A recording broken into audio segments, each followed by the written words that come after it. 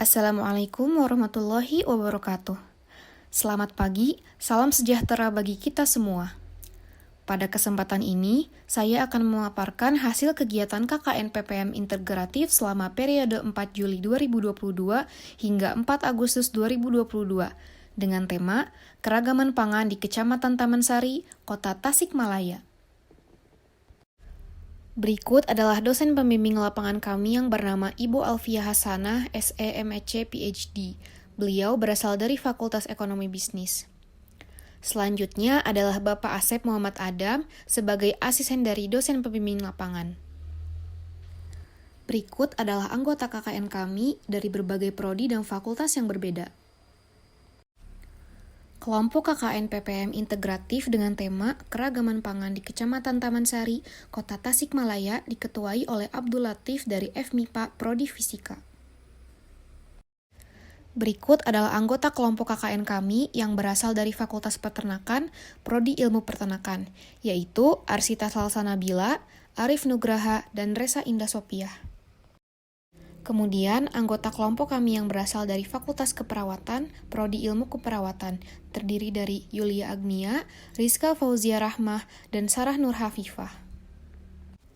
Selanjutnya, anggota kelompok KKN kami yang berasal dari Fakultas Ilmu Sosial dan Ilmu Politik, yaitu Marsa Nabila Rahmadanti dari Prodi Antropologi, dan Eva Rahmawati dari Prodi Administrasi Bisnis. Lalu terakhir, saya sendiri, Nunik Alfiani dari Fakultas Ilmu Budaya dari Program Studi Sastra Arab. Pangan merupakan suatu kebutuhan dasar bagi setiap manusia dan merupakan salah satu faktor penentu kualitas sumber daya manusia. Faktor penentu mutu pangan yaitu keanekaragaman jenis pangan, keseimbangan gizi, dan keamanan pangan. Menurut Ansari, ketidakseimbangan gizi akibat konsumsi pangan yang kurang beraneka ragam akan berdampak pada timbulnya masalah gizi, baik gizi kurang maupun lebih. Karakteristik sosial ekonomi masyarakat secara tidak langsung dapat mempengaruhi konsumsi pangan. Semakin tinggi tingkat ekonomi seseorang, maka akan mempengaruhi gaya hidupnya. Salah satu karakteristik sosial ekonomi yaitu pendidikan dan pendapatan. Pendidikan memiliki peranan yang penting untuk menentukan kualitas konsumsi pangan seseorang. Semakin tinggi tingkat pendidikan seseorang, maka dapat diasumsikan kemampuan dalam mengakses dan menyerap informasi mengenai pemenuhan gizinya akan semakin baik. Pendapatan juga mempunyai peranan yang besar terhadap masalah gizi dan pola konsumsi individu dan merupakan faktor langsung yang mempengaruhi baik atau buruknya keadaan gizi seseorang. Kemiskinan sendiri masih menjadi permasalahan sosial di Jawa Barat. Berdasarkan data Badan Pusat Statistik atau BPS, terdapat 6,82 ribu jiwa penduduk Jawa Barat yang hidup di bawah garis kemiskinan pada Maret 2021. Sementara garis kemiskinannya sebesar 427,4 ribu per kapita per bulan. Kota Tasikmalaya sendiri merupakan kota dengan angka kemiskinan tertinggi di Jawa Barat, yakni mencapai 13,13% pada Maret 2021. Angka tersebut meningkat 16 basis points dibanding posisi September 2020. Terjadinya pandemi COVID-19 telah berdampak terhadap meningkatnya persentase penduduk miskin di kota tersebut. Maka dari itu, peran mahasiswa sebagai salah satu pengabdian kepada masyarakat adalah dengan cara melakukan penelitian berjudul Keragaman Pangan di Kecamatan Taman Sari, Kota Tasikmalaya.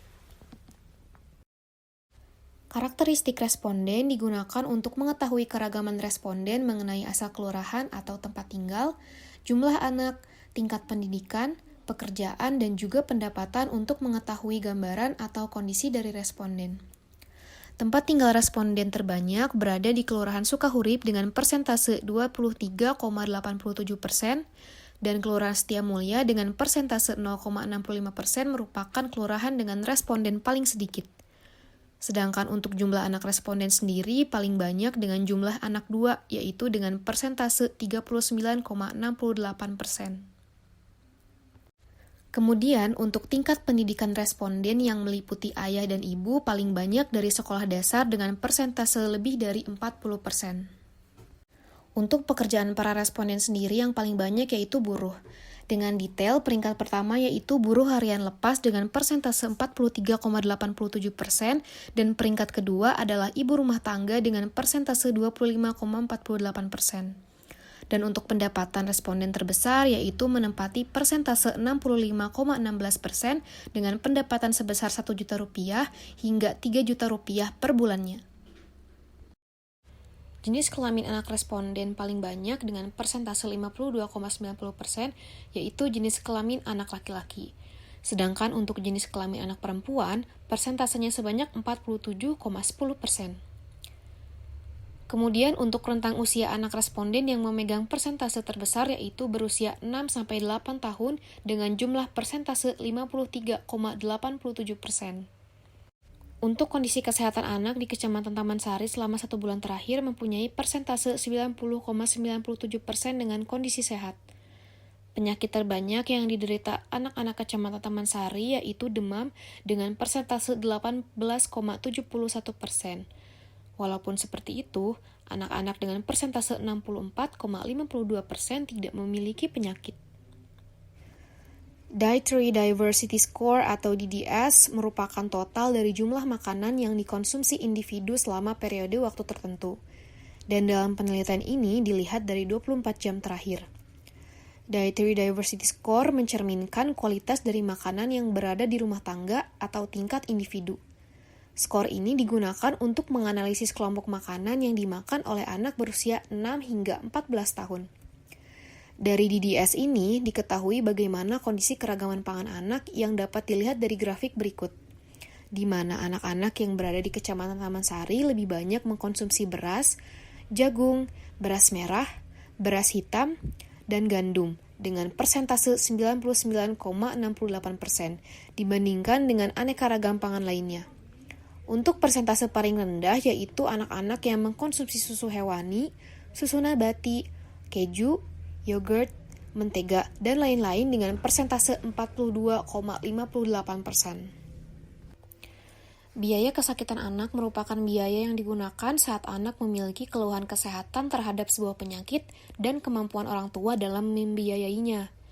Dari sinilah dapat diketahui apakah ketidakmampuan pemenuhan keragaman pangan anak akan berkorelasi dengan ekonomi orang tua. Berikut adalah detail kondisi orang tua mengenai biaya kesakitan anaknya di Kecamatan Taman Sari. Untuk akses layanan kesehatan yang paling sering didatangi yaitu puskesmas dengan persentase 58,10%. Sedangkan untuk rumah sakit sendiri hanya mempunyai persentase 2,79%.